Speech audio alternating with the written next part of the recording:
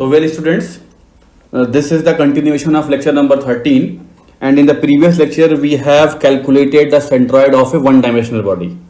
अब आज के इस लेक्चर में हम देखेंगे centroid of A two dimensional body that is called what centroid of an area.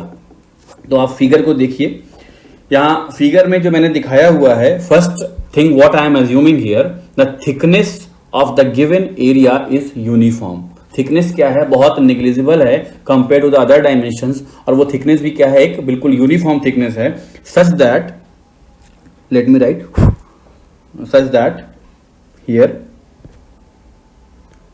this volume can be written as volume is equal to A into T. Volume is area into thickness, or dV is equal to what, dA into T, where T is of what, uniform thickness. thickness क्या है इसकी, uniform है.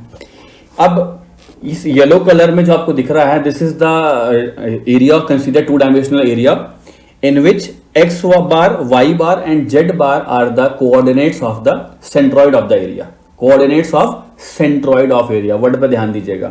x bar, y bar, z bar are what, coordinates of centroid of area. लिख देता हूं यहां पर, let x bar, y bar and z bar are the coordinates of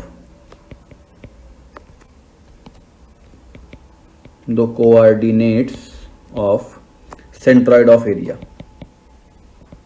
Centroid of area of what, of uniform thickness कहने की जरूरत नहीं है, तो ये बात हमें अंडरस्टूड है, ये हमने मान रखा है कि इसकी थिकनेस क्या है, यूनिफॉर्म ही है. तो अब देखिए कैसे कैलकुलेट करेंगे, just by simply using the formula x bar is equal to what, integration of x times dA by. मैंने क्या किया है, वॉल्यूम को आपने किस तरह से रिप्लेस कर दिया, यहां पर एरिया इंटू लेंथ से रिप्लेस कर दिया, या एरिया इंटू थिकनेस से रिप्लेस कर दिया, not length, more precisely area into thickness. और थिकनेस यूनिफॉर्म है तो वो कैंसिल आउट हो गई, what left that is the area. तो X bar is equal to X times D A by A, and Y bar is equal to integration of Y times D A by A, and Z bar is also equal to integration of Z times D A by a. and if this a can be written in the differential form, तो आप ऐसे लिखेंगे इसको, integration of dA, integration of dA, integration of dA. और simple सा formula है, आप इसको फार्मूला समझ लीजिए या concept. This is only the formula which we will use to calculate the value of centroid. तो अब फॉर्मूले से मतलब नहीं है, इसको अप्लाई करके देखते हैं how this can be used in practical situations. Very good. तो सेंट्रॉइड ऑफ ए सरफेस कैसे निकालते हैं, इसके लिए मैं पहला एग्जांपल ले रहा हूं, centroid of a circular sector.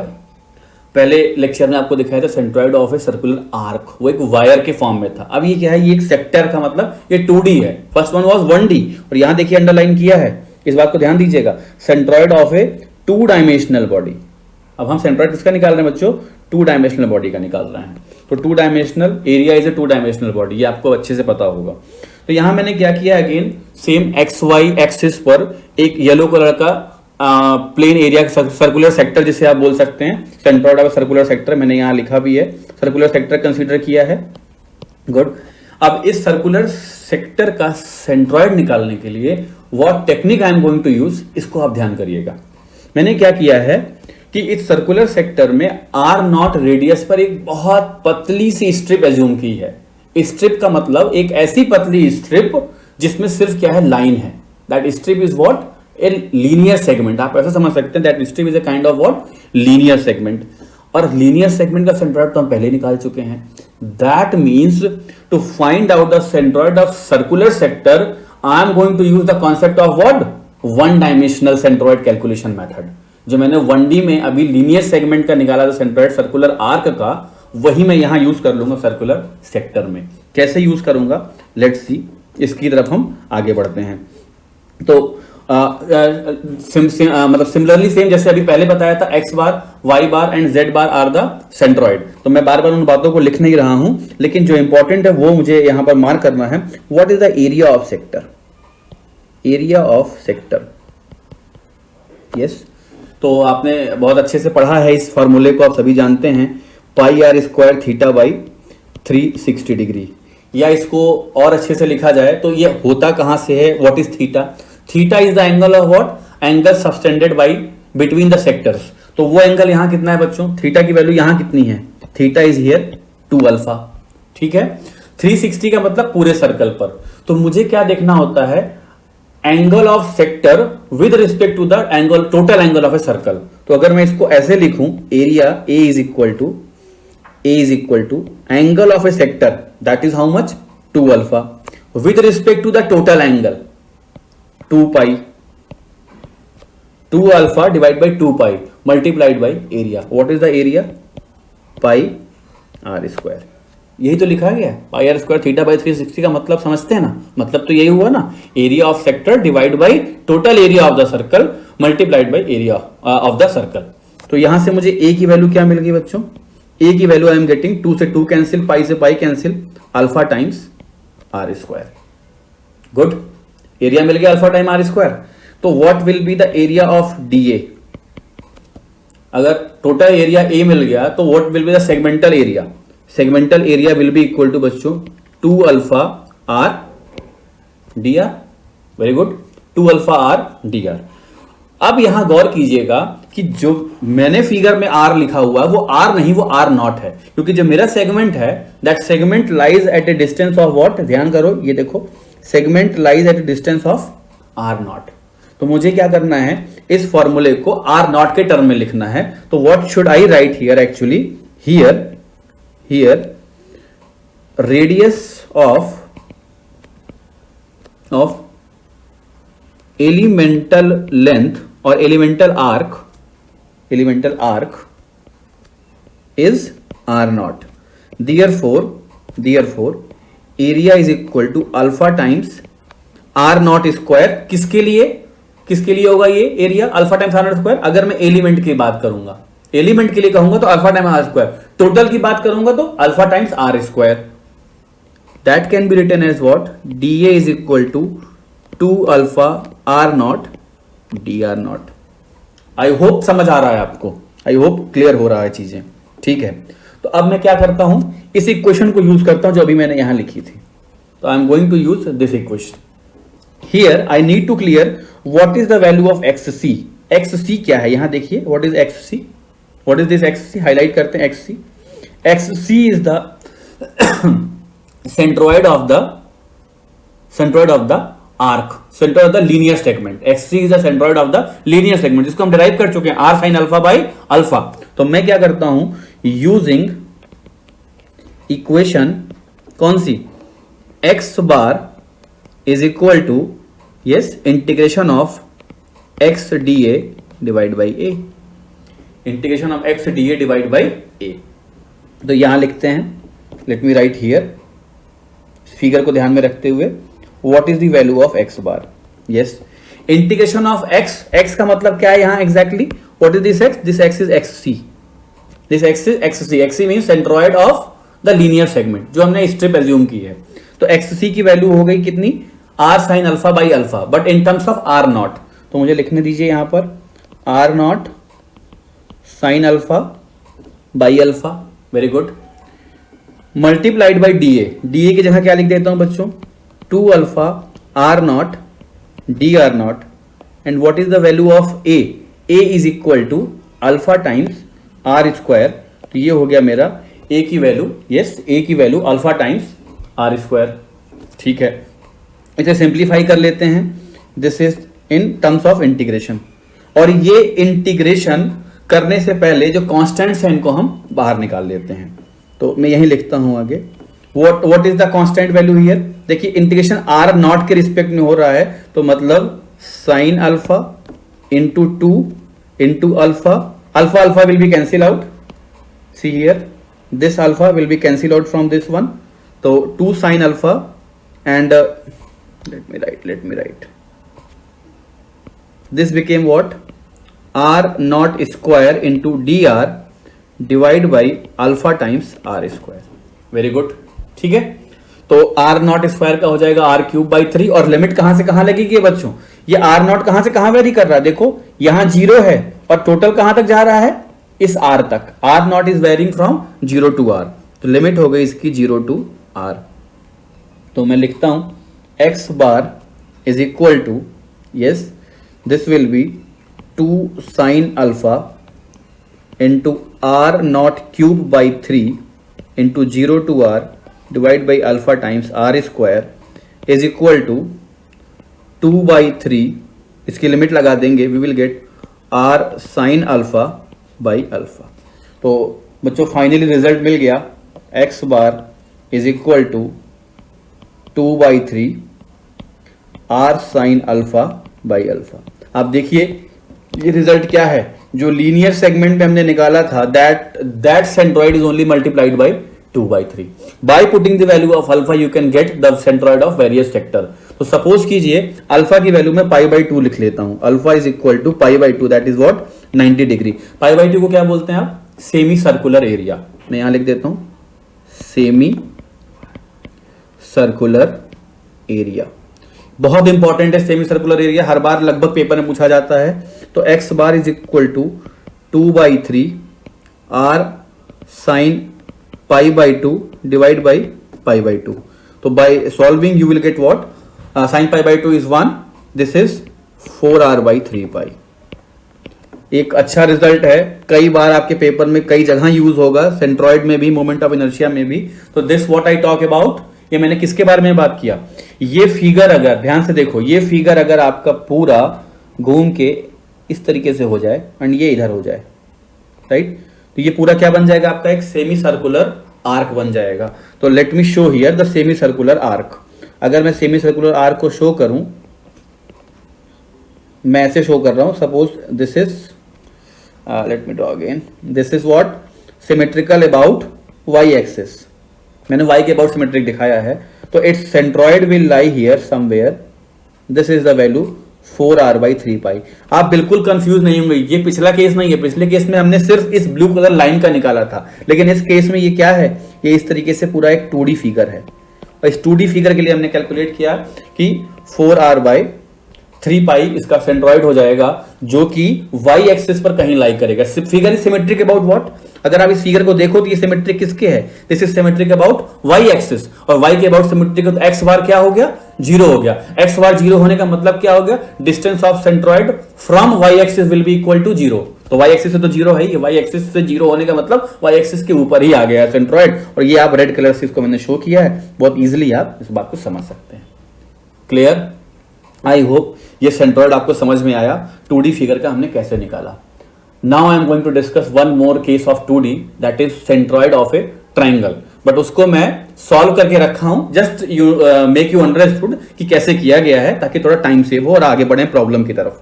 तो देखिए मैंने यहां लिखा है, locate the centroid of A triangle along h from the base। देखिए locate the centroid of A triangle along h from the base, very good. तो इसको लोकेट करने के लिए मैंने सबसे पहले एक ट्रायंगल यहां क्रिएट किया हुआ है, ट्रायंगल बनाया है, ट्रायंगल पे फोकस कीजिए। Clear, this triangle is of base b and height h। Triangle क्या है, बेस b है इसका और हाइट h है। Here to calculate the centroid it is very important to locate the strip. आप कौन से स्ट्रिप एज्यूम करने वाले हैं, ये बहुत मायने रखता है। आप अगर पहले वाले केस में देखो बच्चों, सबसे पहले मैंने लेंथ में क्या एज्यूम किया था, छोटी सी लेंथ dl एज्यूम किया। एरिया वाले केस में क्या एज्यूम किया, छोटा सा एरिया dA एज्यूम किया। यहां देखिए ये एरिया dA दिख रहा है फिगर में, this area you can see this area dA assume किया गया। और जब मैं सेक्टर में आया तो इसको मैं dA एरिया एज्यूम करके कर सकता था, लेकिन मेरे पास एक और अच्छा मेथड था कि मैंने पिछले वाले कॉन्सेप्ट को ही यूज करके सेंट्रॉइड यहां पर स्ट्रिप कैसी एज्यूम कर ली, एक circular I mean linear arc के फॉर्म में एज्यूम करके सॉल्व कर लिया। Now in this case I am assuming a strip which is in the horizontal direction, that means parallel to x axis। ऐसा करने से फायदा क्या मिलेगा, ऐसा करने से फायदा क्या मिलेगा, फायदा ये मिलेगा कि easily I can calculate the area of this strip, right? क्योंकि 2D है, मुझे पता है कि जो फॉर्मूला लगाना होगा वो किस फॉर्म में लगेगा, integration of x dA divide by a। तो ट्रायंगल के एरिया तो बहुत आसानी से निकाल लोगे, 1/2 into height into base. But dA निकालते समय क्या करोगे, तो dA आपको किसका लेना है, स्ट्रिप का एरिया। तो स्ट्रिप ऐसी होनी चाहिए कि उसका एरिया आप नॉन टर्म्स के, नॉन जो टर्म्स है, नॉन वैल्यूज है, उनके फॉर्म में आप कैलकुलेट कर सकें। और नॉन हमारे पास क्या है, बेस b और हाइट h, यही दो चीजें नॉन है और कुछ भी पता नहीं है। Very good. मेरी बात समझ पाते हैं? मैं फिर से बताता हूं कि स्ट्रिप ऐसे एज्यूम करना है कि आप उसका एरिया उस फॉर्म में कैलकुलेट कर सके जो ज्योमेट्री हमें फिगर में दी गई है। आइए दिखाता हूं कैसे। जब मैंने स्ट्रिप एज्यूम किया है, this strip, let me highlight this strip. Yes बच्चों, ये है स्ट्रिप हमारी, राइट? और x जो है इस स्ट्रिप की लेंथ है। This is the triangle given. Let me highlight this, थोड़ा सा बोल्ड कर देता हूं इसको तो आपको थोड़ा सा ज्यादा विजिबल होगा। Sorry I am sorry. ये हो गया ट्रायंगल,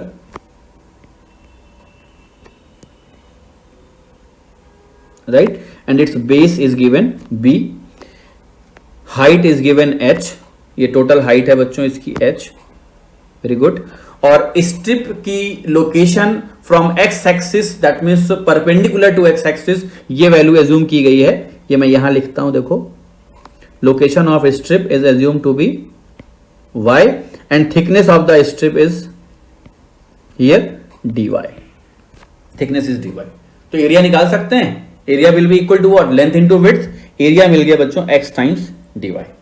एरिया क्या मिल गया मुझे? x times dy of strip and total area is here half times bh। Very good. अब ये नहीं देख रहा हूं अभी फिगर किसके अबाउट सिमेट्रिक है, किसके अबाउट नहीं है, but first if you understood कि अगर कल मैंने आपको एक ट्रायंगल दिखाया था, late me show, yes, this is the triangle. ये ट्रायंगल किसके अबाउट सिमेट्रिक है? अगर मैं इसको y एक्सिस से डिवाइड करूं तो जितना इधर होगा इतना ही इधर होगा। This triangle is symmetric about y axis. लेकिन अगर मैं बीच से डिवाइड करूं ऐसे तो ये x के अबाउट सिमेट्रिक नहीं है, क्योंकि जितना ऊपर है उतना नीचे नहीं है, राइट? ऊपर का एरिया कम है, नीचे का एरिया ज्यादा है। Very good. तो अभी सिमेट्रिक किसके अबाउट है? y के अबाउट। अगर y के अबाउट सिमेट्रिक है तो जीरो क्या होगा? x बार जीरो हो जाएगा। बताया था जो सिमेट्रिक जिसके अबाउट उसको ऑपोजिट वाला हमेशा क्या होता है? जीरो हो जाता है। तो y के अबाउट सिमेट्रिक है, x बार जीरो हो गया। तो हम यहां कैलकुलेट क्या करने वाले हैं?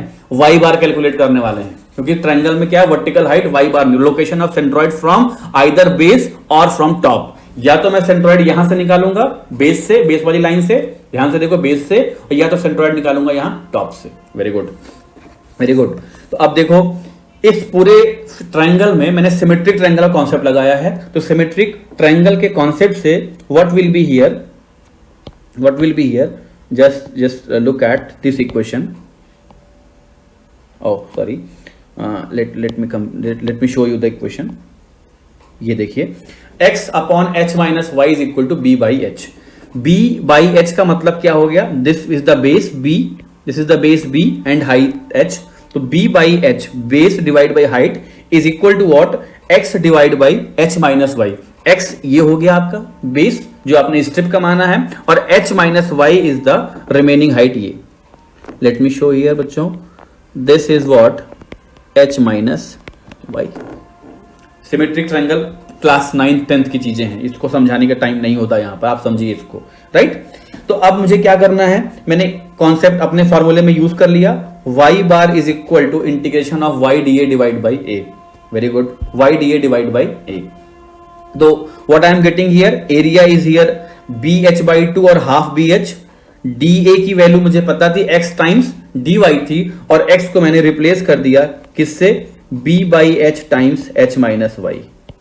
b by H times h minus Y, और x यहां से रिमूव हो गया। Clear? b by H times h minus Y. You can see here this is y into area, this term is written here area. और simplify कर लीजिए, simple integration है, you are getting bh square divide by 6। किसकी value है? a times y की value है। तो अगर bh स्क्वायर बाई 6 को 1/2 bh से डिवाइड कर दिया जाए, y bar is equal to what बच्चों? bh square by 6 upon half bh। तो what you are getting? y bar is coming out to be h by 3। y bar कितना आ गया? h by 3। बट कहां से? फिगर में देखिए, y बार, y कहां से जूम किया गया है? बेस से जूम किया गया है। तो सेंट्रॉइड कहां लाई करता है? h by 3 from the bottom, और द रिमेनिंग हाइट कितनी थी? h थी। तो y, let me write, y bar from base is equal to h by 3। तो y बार फ्रॉम टॉप कितना हो जाएगा? h minus h by 3 is equal to 2h by 3। ये सब बहुत बेसिक चीजें हैं, समझिए। ट्रायंगल का सेंट्रॉइड हमने कैलकुलेट किया, बॉटम से h/3 और एंड टॉप से 2h/3 पर लाई करता है। गुड। अब अगर आपसे कोई पूछ ले कोन का कहां लाई करता है, तो कभी ना कहें h/3 या 2h/3 पे। Cone is what? A 3D body, वहां पर h/4 और 3h/4 होता है, वो भी करके दिखाऊंगा। लेकिन जब हम 3D, अभी हमने 1D देखा, 2D देखा, जब मैं 3D की तरफ बढ़ूंगा तो मैं आपको वहां दिखाऊंगा 3D में कैसे कैलकुलेट किया जाता है, राइट? तो with this concept, one more thing I need to summarize here and then I will end up this lecture। और next lecture में हम कवर करेंगे 3D में कैसे सेंट्रॉइड कैलकुलेट किया जाता है। तो देखिए बच्चों, ये जो अभी तक कवर किया उसका एक समरी है, केवल समरी में क्या है इस बात को देखिए। Here centroid of lines, area and volume. Very good. Line का केस हमने ये देख लिया, एरिया का केस ये देख लिया, और 3D बॉडी का, 3D मतलब वॉल्यूम का केस ये हमने स्टार्टिंग यहीं से करी थी, राइट? लाइन में देखिए segment element was DL which is shown here, area is DA, and volume में वेट DW लिया था या वॉल्यूम DV लिया है। Either you may take DW और DV। And we have concluded here 3 equations. Yes, x bar की length के term में x bar, y bar, z bar, area के टर्म में और वॉल्यूम के टर्म में। What I need to say here, आपको फोकस क्या करना है, यहां पर कुछ बातों का ध्यान में रखना हमेशा। जब हमने एरिया का चीज कैलकुलेट किया तो वहां लिखा था integration of x DA divide by ए। तो वही चीज मैं बताना चाहता हूं यहां, एक्स DA, इस बात को बहुत गौर करिएगा। X DA is called the first moment of area. X DA is called the first moment of area. बच्चों ये देखो, जब यहां पर हमने निकाला एक्स DA और YDA और ZDA, तो इनको हम क्या बोलते हैं? This is called first movement of area. Area का फर्स्ट मोमेंट, इसका फिजिकल से ज्यादा मैथमेटिकल सिग्निफिकेंस है, तो फिजिक्स में इसकी ना जाते हुए मैं आपको मैथमेटिकली समझा रहा हूं अभी। This is called what? First moment of area. And अगर मैं सेकंड मोमेंट ऑफ एरिया निकालूंगा तो वो क्या होता है, that we will see in the next lecture कि सेकंड मोमेंट ऑफ एरिया को क्या कहते हैं। लेकिन यहां अभी आप पहले समझिए, it is called what? First moment of area.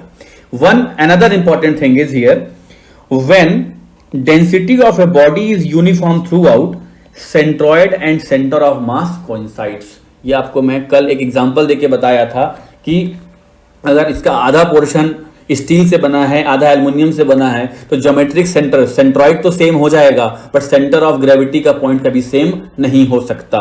जहां एरिया कॉन्सेंट्रेटेड है वो तो सेम हो सकता है, जहां वेट कॉन्सेंट्रेटेड है वो सेम नहीं हो सकता। लेकिन क्या लिखा है? When density of body is uniform, then in that case whether you say centroid, whether you say centre of mass, and one more condition और लगा देता हूं, अगर ग्रेविटी भी यूनिफॉर्म है तो weather you say centre of gravity, सभी क्या हो जाएंगे?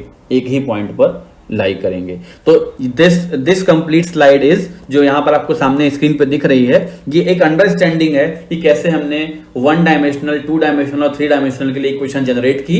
और उस इक्वेशन के माध्यम से मैंने आपको 1 डायमेंशनल में 2 अच्छी चीजें समझाई कि लाइन सेक्टर का एरिया, आई मीन सेक्टर नहीं बोलना चाहिए, लाइन सेगमेंट का एरिया, सर्कुलर आर का कैसे सेंट्रॉइड निकालते हैं अलग अलग एंगल्स पर, and we founded that it is r sin alpha by alpha.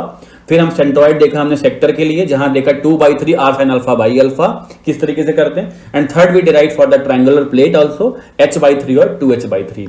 In the next lecture I will come with the 3D figure, and जिसमें मैं कवर करूंगा कोन और hemisphere. After that we will solve the questions which will be the variety of combinations of all these structures. ये सारी चीजें उसमें मिल करके कैसे सेंट्रॉइड निकालते हैं, फिर हम वहां प्रॉब्लम्स पर आना शुरू करेंगे। Then real centre of gravity और moment of inertia will start. ये सिर्फ क्या है बच्चों? बेसिक है। Till then revise and take care well. Thank you.